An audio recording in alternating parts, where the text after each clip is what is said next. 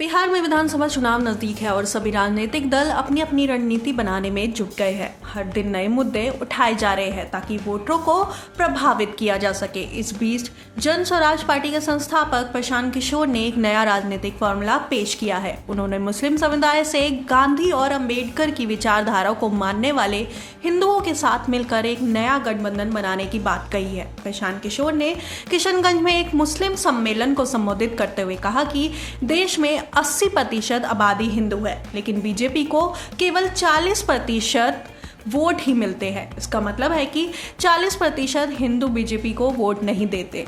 प्रशांत किशोर का कहना है कि इन गैर बीजेपी समर्थक हिंदुओं में वे लोग हैं जो गांधी, अंबेडकर, समाजवाद और साम्यवाद की विचारधारा को मानते हैं। अगर ये लोग मुस्लिमों के साथ मिल जाए तो एक नई मजबूत राजनीतिक ताकत खड़ी हो सकती है। उन्होंने कहा कि जन स्वराज पार्टी एक ऐसी वैचारिक एकता के आधार पर राजनीति करना चाहती है जिसमें विकास, शिक्षा और रोजगार मुख्य मुद्दे होंगे। उन्होंने मुस्लिम समुदाय से समर्थन मांगा और कहा कि वे सिर्फ वोट नहीं बल्कि साथ चाहते हैं। प्रशांत किशोर का मानना है कि मुसलमानों को अब तक केवल इस्तेमाल किया गया है और उनके विकास की कोई ठोस कोशिश नहीं हुई है। उन्होंने महागठबंधन, खासकर आरजेडी और नीतीश कुमार के नेतृत्व को घेरते हुए कहा कि पिछले 30 साल के शासन में मुसलमानों की हालत में कोई सुधार नहीं हुआ। आज भी मुस्लिम समुदाय गरीबी, बेरोजगारी और शिक्षा की कमी से जूझ रहा है। बिहार में मुस्लिम आबादी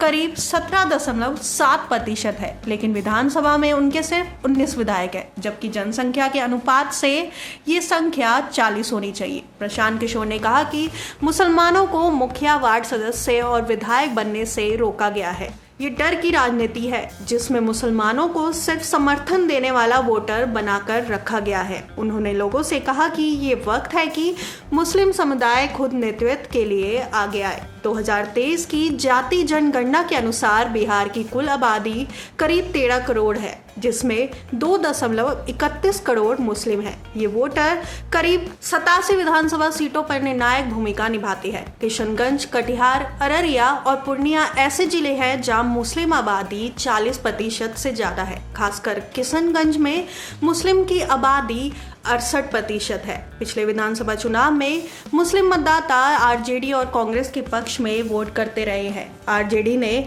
18 मुस्लिम उम्मीदवार उतारे थे, जिसमें से 8 जीत पाए थे। कांग्रेस ने 12 में से 4 मुस्लिम उम्मीदवारों को जिताया। वहीं ओवैसी की पार्टी ने 5 सीटें जीती, लेकिन बाद में ये सभी विधायक आरजेडी में शामिल हो गए।